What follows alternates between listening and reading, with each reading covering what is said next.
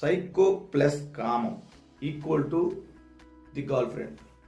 ఎందుకని అంటున్నానంటే మూవీ అలా ఉంది. మరి లాజిక్ లెస్ అసలు ఏంటండి. అంతకుముందు ఆ డైరెక్టర్ గారు వచ్చేసి రాహుల్ రవీంద్రన్ గారు చేలా సౌ అనే మూవీ ఒకటి తీశారు. ప్యూర్ హార్టెడ్, అసలు ఎక్సలెంట్గా ఉంటుందండి. ఆ మూవీ ఒకసారి చూడకపోతే చూడండి, కానీ ఈ మూవీ చూడొద్దని చెప్తాను. ఎందుకనంటే నేనేదో ఆ మూవీ హాల్కి వెళ్ళి అయితే చూడలేదండి, అమెజాన్ ప్రైమ్లో వచ్చింది. అసలు ఎలా ఉంటుంది ఏంటనేది అలా ఓపెన్ చేశాను. చాలా స్లోగా నడిచింది. అది పక్కన పెడితే వరస్ట్ అండి. అంటే సమాజానికి ఏం చెప్తున్నారు అనేది కూడా అర్థం కాకుండా తీస్తున్నారు సినిమాలు. చేలా స్రవంతి మూవీ ఏదో ఉంది, ఆ మూవీ తీసిన డైరెక్టర్ అయినా నాకు అనిపించింది. కొత్తగా ట్రై చేసాడేమో, కానీ చాలా చెత్తగా ఉంది. నువ్వు నాకు నచ్చాలో డైలాగ్ లాగా.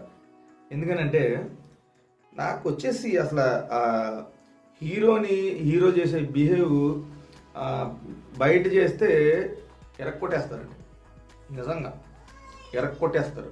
ఎందుకని హీరో ఓకే, అసలు మనం కథలోకి వెళ్తే అసలు దేనికి ఎందుకని మాట్లాడుతున్నాం అనేది, సైకో అని ఎందుకన్నానంటే, ఇప్పుడు ఒక హీరోయిన్ ఉన్నారండి. హీరో ఎవరితో అయినా మాట్లాడచ్చు, ఏమైనా చేయొచ్చు, ఎవరితో అయినా ముద్దులు కిస్సులు పెట్టుకొని హగ్ చేసుకోవచ్చు, కానీ హీరోయిన్ మాత్రం ఎవరితో మాట్లాడకూడదు. హీరో సైకేజం అలా ఉంది. మరి ఇంకోటి అసలు కామెడీ ఏంటంటే, ఒక మూవీ చూడాలనుకున్నారు, పెన్ డ్రైవ్లో ఎక్కించుకొని మూవీ చూస్తున్నారు. హీరోయిన్ని అదే మూవీ చూడటానికి రమ్మని అడుగుతాడు. సరే, తను వెళ్ళిన తర్వాత పెన్ డ్రైవ్ తీసుకొని వచ్చేయచ్చు కదా. లోపలికి వెళ్ళి కూర్చొని, అది కూడా బాయ్స్ హాస్టల్లోకి, ఒక గర్ల్ బాయ్స్ హాస్టల్లోకి వెళ్ళి కూర్చొని మూవీ చూసి, అక్కడ ఇంకా మనోడికి వెళ్ళిపోయే టైంలో ముద్దు పెట్టేస్తుంటే అలాగే వస్తుంది అనమాట. ఏం చేయాలో తెలియదు అన్నట్టు. ఏం జరుగుతుంది, నాకేం జరుగుతుంది అన్నట్టుగా వెళ్ళిపోతుంది. అలాగా సరే, ఇక ఆ రోజు కార్యక్రమాలన్నీ అయిన తర్వాత ఇక నెక్స్ట్ నుండి అదే పని అండి, వాళ్ళిద్దరికి అదే పని. తనేమో అసలు అమ్మాయి రూమ్లోకి వెళ్ళిపోతాడు, ఆమె ఏమో అబ్బాయి రూమ్లోకి వచ్చేస్తే, వాడేమో ఎలా అయితే అలా కూర్చుంటూ ఉంటాడు. హీరోయిన్ ఏమో మొత్తం వచ్చి చదిరేస్తూ ఉంటుంది వీళ్ళు రూమ్ అంతా. మరి హాస్టల్ వార్డెన్స్ ఉంటారో ఉండరో నాకు తెలియదు, బయట వాచ్మెన్ కూడా ఉంటాడు లేడు. బయట కాలేజీ దగ్గరికి కానీ ఎక్కడికి కానీ ఎవడన్నా బాయ్ అలా వెళ్తూ ఉంటుంటే వాచ్మెన్ అసలు ఇలా కొట్టేస్తాడు అక్కడ, నీకు ఇక్కడ ఏం పని అని చెప్పి. కాకపోతే దీంట్లో ఏంటంటే లాజిక్స్ ఉండవు కదా మూవీస్లో. హీరో ఏం లేదు, హీరోయిన్ రూమ్లోకి వెళ్ళిపోతూ ఉంటాడు, హీరోయిన్ కూడా హీరో రూమ్లోకి వచ్చేస్తూ ఉంటుంది. కామం equal to the girl friend అనమాట. అలాగే హీరోయిన్కి అసలు హీరోయిన్ని ఇండిపెండెంట్గా చూపించాలనుకున్నాడు, కానీ హీరోయిన్ని బిస్కెట్ చేశాడు. రష్మిక గారు అసలు ఈ మూవీ ఎందుకు ఒప్పుకున్నారు నాకు అర్థం కాలేదు. చాలా వరస్ట్గా ఉంది. ప్లస్ వాళ్ళ డాడీ సర్ప్రైజ్ ఇద్దామని వస్తాడు హీరోయిన్కి, దాని తర్వాత హీరోయిన్ లోపలే ఉండిపోతాడు. ఇంకెవడన్నా అయితే సారీ చెప్పు, ఏదో భయపడో ఏదో పారిపోతాడు. మనోడు అలా కాదు, హీరో కదా.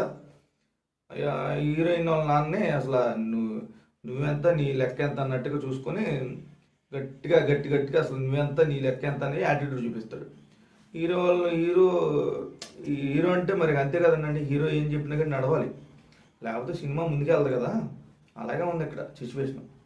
వరస్ట్ అసలు ఏమి అంటే, తల్లిదండ్రులు ఒక అమ్మాయిని పెంచి వాళ్ళ హాస్టల్కి పంపిస్తే, వాళ్ళు ఒక అబ్బాయి వచ్చేసి అమ్మాయి రూమ్లో ఉంటే హీరోకి ఎలివేషన్.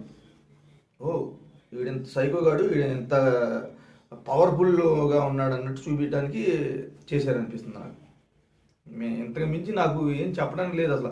వాళ్ళ మదర్ ఏమో అసలు తలెత్తదు, కొడుకు ముందు కూడా తలెత్తకుండా అలాగే ఉంటుంది. కొత్త వాళ్ళు ఎవరు వచ్చినా ఇలాగే ఉంటుంది, ఏం మాట్లాడకుండా. అంటే పాతకాలంలో అలాగా మన ఫాదరు మన మదర్ని చూసిన అంటే అమ్మాయిని చూసిన విధానంలో అది చూపెట్టడం నాకు చాలా జెన్యున్గా బాగా అనిపించింది. ఒక పాతకాలంలో అలా ఉండి ఉంటుంది, కానీ ఇప్పుడు అబ్బాయిలు కూడా ఇలా తయారయ్యారు.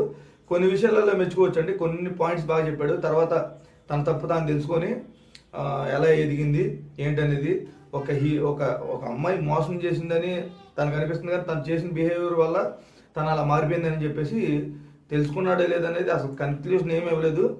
తను తీసుకెళ్ళిపోయి ఏదో ఒక శిఖరాగ్రహంలో నుంచోబెట్టి ఆవిడ ఏదో బిజినెస్ మ్యాన్ లాగా, ఒక జాబ్ పర్సన్ లాగా చూపించారు. ఓకే, తను సక్సెస్ అయింది, దాని తర్వాత ముందుకెళ్ళింది, వాళ్ళ ఫాదర్ని మంచిగా చూసుకుంది, అంతా బాగానే ఉంది. కొన్ని విషయాల్లో ఇది 100లో 5% బాగుందండి, 95% వరస్ట్గా ఉంది సినిమా. దీని గురించి మీకు అభిప్రాయం తెలియజేయండి. నచ్చితే లైక్ చేయండి, కామెంట్ చేయండి, సబ్స్క్రైబ్ కూడా చేయండి. Thank you.